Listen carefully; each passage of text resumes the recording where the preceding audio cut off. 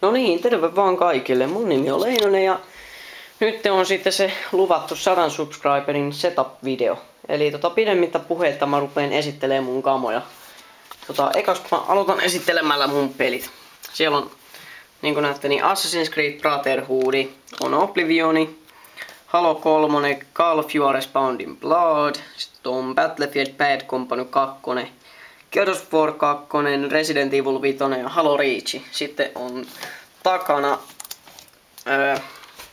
Assassin's Creed 2, Splinter Cell Conviction, Crysis 2, World at War, Need for Speed Undercover, Mafia 2, Sniper Ghost Warrior, tämmönen ihan hauska snipputuspeli. Fight Night Run 4, se on nyrkkeilypeli ja niin kuin kaikilla COD-fanipuoli kuuluu olla Modern Warfare 1. Ja sit mulla on vielä, vittu, kamerahihna jää noihin saatana ritilöihin.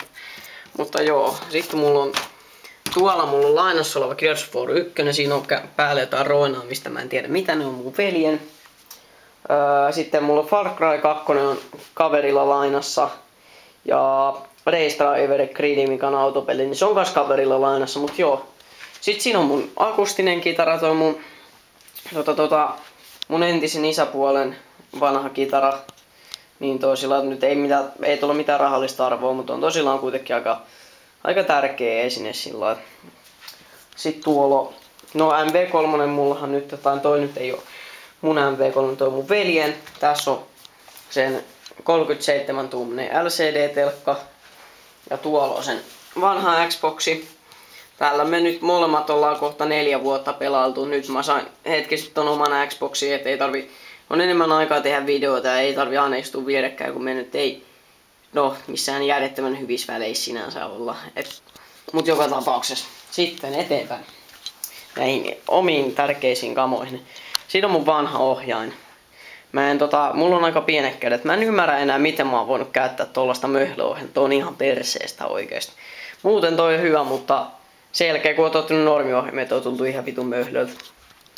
Sitten siellä on mun modemi. Sitä nyt ei hirveemmin tarvii esitellä sillai.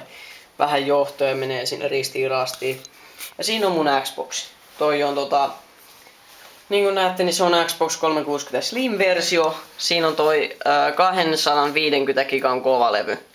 Ja toi on ihan joku 3 viikkoa vanha boksi, että se on niinku ihan sillain uusi vielä. Ja siinä nyt on päällä mun toistaiseksi oleva ohjaaja.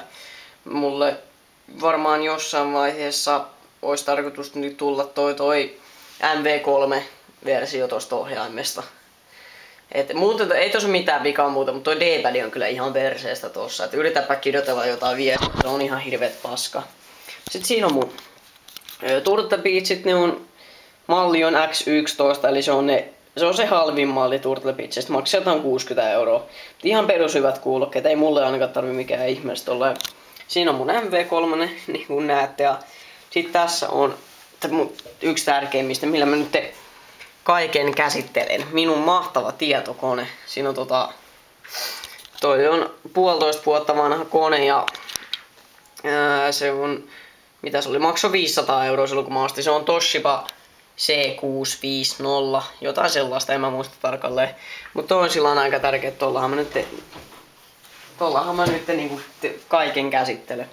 Sitten tossa mun telkkari, se on 24-tuumainen Full HD LED-telkkari. Mulle nyt sellainen just Full HD niin tärkeä, koska tosiaan tuo mun mahtava tietokone, se ei pysty Full HD:ta oikein käsittelee, eikä toi nauhoituslaite, mikä mulla on, sekään ei tue 1080p tai i-tä, niin mä nyt pelaan ja nauhoitan aina 720p. Ja sitten se nauhoituslaite, mikä on täällä pöydän alla piilossa. Se on täällä. Mä en tiedä mikä tuo tarkka malli on, mutta siis Hauppake HDP-verhan tuo nimeltään niille, jotka ei sitä tiedä. Niin. No, täällä on sitten pikkasen tällaista johtohelvettiä.